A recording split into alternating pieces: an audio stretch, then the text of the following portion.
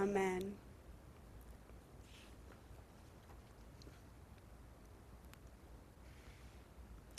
ואהבת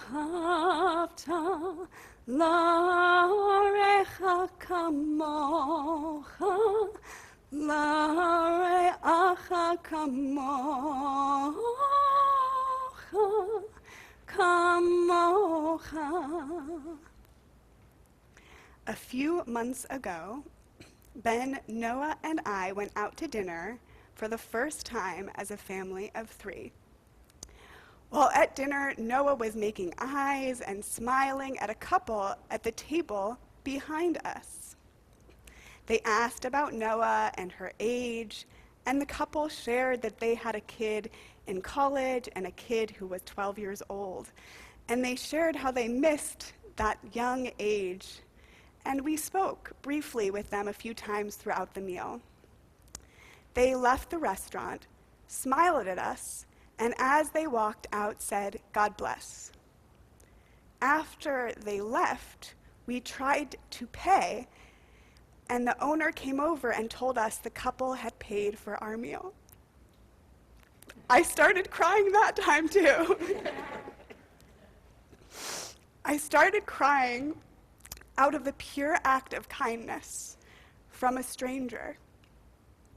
These people reached beyond themselves and made a connection with us, people outside of their community, total strangers. And in so doing, they made such an impact on our lives. I think about them often. I think about who are they and what are their lives like. And their deep act of kindness also committed us to passing along that mitzvah.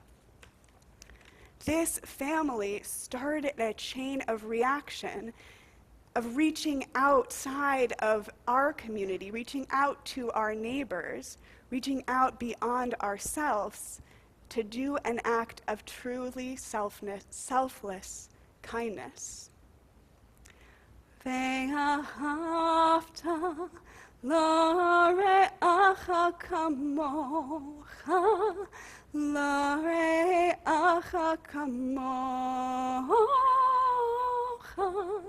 כמוך. This year's theme for the synagogue community and the religious school community is Ve'ahavta l're'acha kamocha. Love your neighbor as yourself. This phrase is found in our Torah in Leviticus 19:18.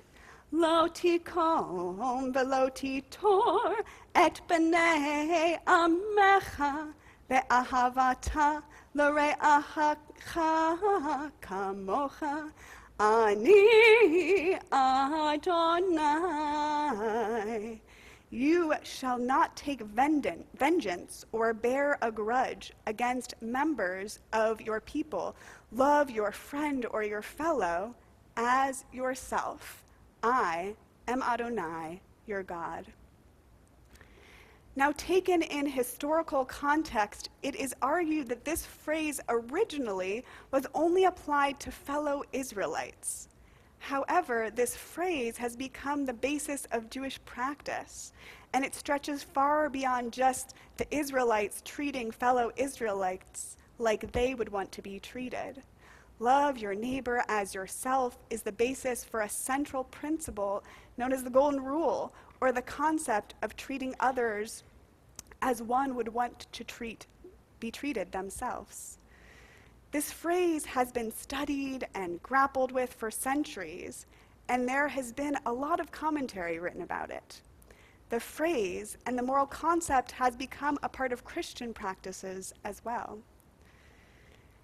There is also a well-known story in the Talmud about a stranger who approached the great sage and Rabbi Shammai and said that he would like to convert to Judaism on the condition that he is taught the entire Torah while standing on one foot. Shammai promptly ejected this person out of his house. However, this man then goes to Rabbi Hillel, Rabbi Shammai's colleague and good friend, albeit one with whom he often strongly disagreed. Now the non-Jewish person said to Rabbi Hillel, "Teach me Judaism while standing on one foot." And Hillel said, "No problem." Hillel went on to say, "That which is hateful unto you, do not do unto your friend. The rest of the Torah is commentary. Go learn it." One of the things I love about the teaching, Ve'ahavta l're'acha kamocha, love your neighbor as yourself, is that embedded in this phrase is the idea that you must love yourself and also love your neighbor. You must know how to love yourself first in order to love others. Too often we say things to ourselves we would never say to other people. And too often we forget to take care of ourselves. So this teaching reminds us to do just that. Additionally, this phrase says we must familiarize ourselves with the other. When the other becomes familiar and is treated as a friend, we can see the spark of the divine within them, and it is a lot harder to treat people unkindly when we see that they are divine as well. The renowned sociologist Robert Putnam, who wrote a very interesting book called Bowling Alone, The Collapse and Revival of American Community. Now, actually, a quick side note. Robert Putnam, as I said, is a sociologist, and he is also Jewish. He's involved in his synagogue and was once the synagogue president. He also spoke at my graduation from my master's in sacred music at Hebrew Union College, Jewish Institute of Religion, and Ben and I were totally starstruck when he spoke. Ben even more so, and so you're always welcome to go talk to Ben about Robert Putnam. He's the one who introduced me to him. Anyways, in Bowling Alone, Putnam articulates the difference between bonding social capital and bridging social capital. And he talks about how both are needed for a healthy society. Now, bonding social capital refers to the ties we create with people like ourselves.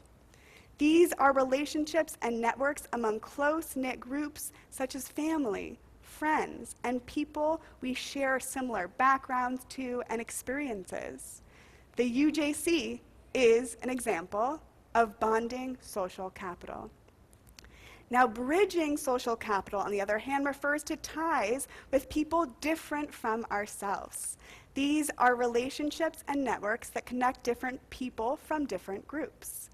Bridging social capital creates bonds across diverse social divides. Bridging social capital connects people that come from different backgrounds, ages, interests. Putnam, in Bowling Alone, says bonding social capital constitutes a kind of sociological superglue, whereas bridging social capital provides a sociological WD-40. Things feel fragile right now. We are divided across parties and demographics. It is a time of growing isolation, social divides. There is a rise in political violence and wars across the world. There is continued violence against Israel and escalating violence in the region. There are too many deaths of innocent people. As a nation and a society, we are having a hard time coming together to face these challenges. Robert Putnam argues we need both bridging and bonding social capital to help us grow together out of isolation and out of the divides we are experiencing. And also, in an interview, Robert Putnam argues that we need more bridging social capital. And he notes that bridging social capital is harder to build. It is hard to reach out beyond our communities. It is hard to reach out to people we have less in common with. and it is hard to create community with them. And it's necessary. It is necessary because bridging brings together diverse communities so we can learn from each other, we can grow, and we can share ideas. Things feel fragile, and things feel hopeful. And creating community creates more hope. Now, one of the amazing things that our synagogue community provides is that it actually provides opportunities for both bonding and bridging. We all share Judaism and are all either Jewish or part of Jewish families. Our community does such an amazing job of cultivating a strong sense of community. I see people checking in on other members going through challenging times, and members celebrating smachot, joyous occasions together. I personally experienced this with all the love and support and meals and gifts we received when we brought Noah home. Throughout 5785, we will have many holidays and events to come together as a UJC community and continue to create strong communal bonds. At the same time, our synagogue community also provides bridging opportunities, in that it offers a chance for people across generations to come together and spend time together. Just before services, our youngest member and our oldest member, Jay Titman, were spending time together. We are also planning on having opportunities outside of UJC community to help us develop more bridging social capital, to create relationships and community with our neighbors in the greater Danbury community. This year, for the first time, we will be having an interfaith election service, not partisan, but promoting voting, democracy, and creating community. We will have our yearly interfaith Thanksgiving service with local houses of worship. This last year, we did a Theology on Tap with the Presbyterian Church in Brookfield, and we are planning on having another event with them this winter. Additionally, I plan for the UJC to be involved in different community events, from the Danbury Street Festival to the Bethel Pride Parade to the Newtown Labor Day Parade. And if there's another event that you would like our community to be a part of, we would love for you to volunteer to make it happen. May we, in this new year of 5785, love ourselves deeply and cultivate community within our UJC family, and also take that love and share it with our neighbors in the greater Danbury community. May you, like the family at the restaurant, reach beyond your inner circle and make a connection with somebody else. May we create more hope in our community and the greater community by practicing Ve'ahavta l're'acha kamocha, love your neighbor as yourself. At this time, I want to share If We Loved Like That by Jewish composer Alana Arian. About her composition, she wrote, "It is often noted in popular culture that many faiths have a version of Ve'ahavta l're'acha kamocha. At their foundation, you shall love your fellow as yourself.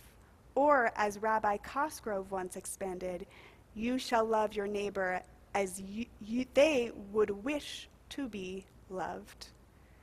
These lyrics ask a follow-up question: how would the world look if we loved like that?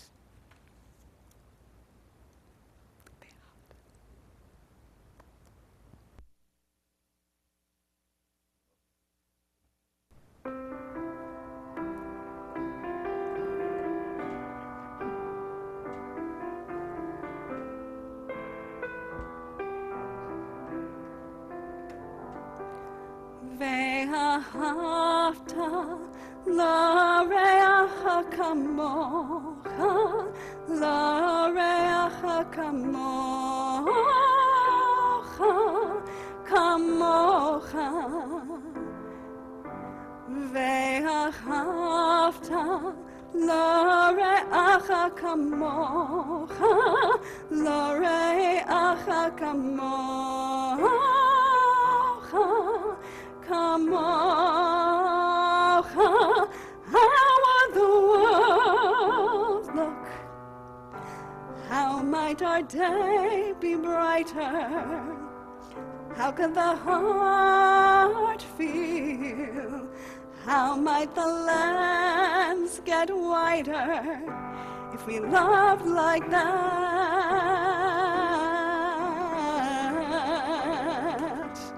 Really loved like that.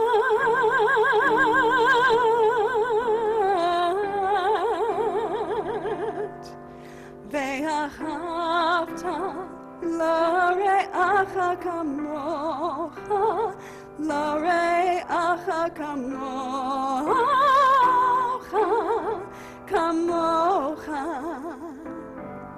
ואהבת לרעך כמוך, לרעך כמוך, כמוך. Who could be saved? How might the world be softer? Who could your heart heal? What is the gift you offer if we loved like that?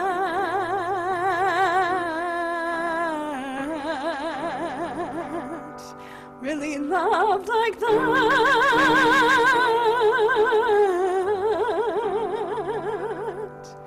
ואהבת לרעך כמוך, לרעך כמוך,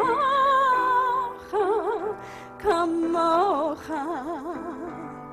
ואהבת לרעך כמוך, לרעך כמוך.